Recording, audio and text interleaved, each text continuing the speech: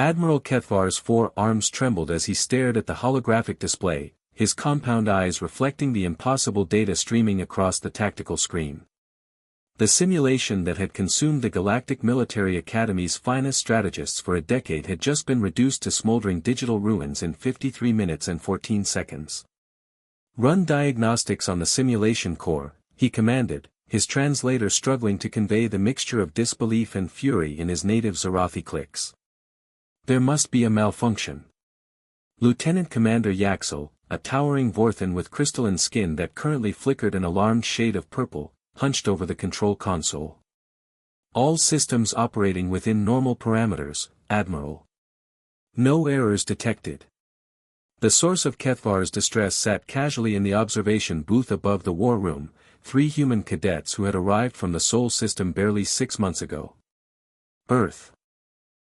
Or Terra, as the humans insisted on calling their homeworld, had only recently been granted provisional membership in the Galactic Confederacy after demonstrating rudimentary faster-than-light capabilities. Marcus Thompson, a stocky young man with prematurely gray temples, leaned back in his chair with an expression that Kethvar had learned to recognize as smugness. Beside him, Elena Vasquez methodically cleaned her fingernails with a combat knife that should have been confiscated upon entry.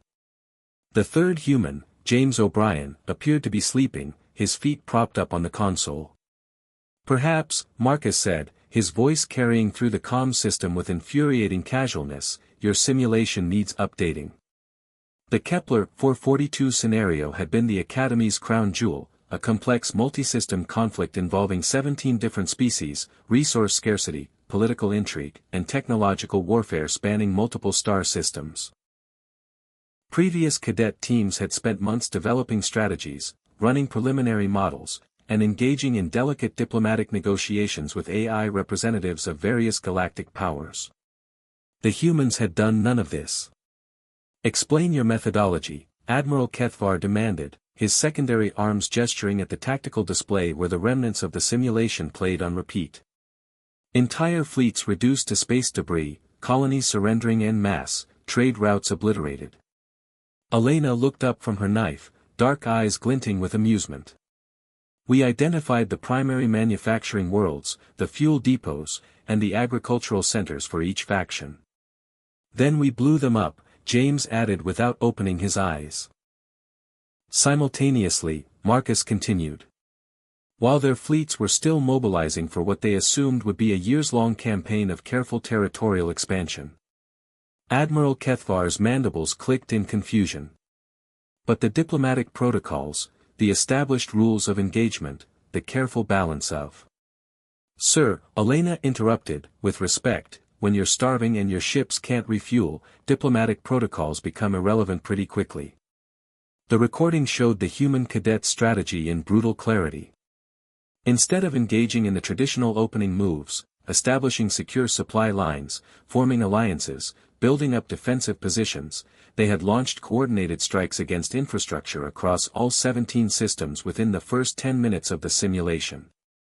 The AI faction spent the next 40 minutes trying to adapt to a complete breakdown of their economic and logistical networks, Marcus explained. By then, it was too late. Wars aren't won by the biggest guns or the cleverest tactics. They're won by whoever can keep their people fed and their machines running. Lieutenant Commander Yaxel's crystalline form had shifted to a deep, troubled blue. But the civilian casualties, the environmental damage, were all within acceptable parameters according to your own simulation guidelines, James said, finally sitting up. "We checked." Admiral Kethvar realized, with growing horror, that the humans were absolutely correct. The simulation had been designed to test strategic thinking, resource management, and tactical innovation. It had never occurred to the Academy's designers that someone might simply ignore centuries of established galactic warfare doctrine and treat the exercise like the brutal, all-consuming conflict it actually represented. "This is not how civilized species conduct warfare," Kethvar protested weakly. Marcus Thompson smiled, and the Admiral suppressed a shudder at the predatory expression.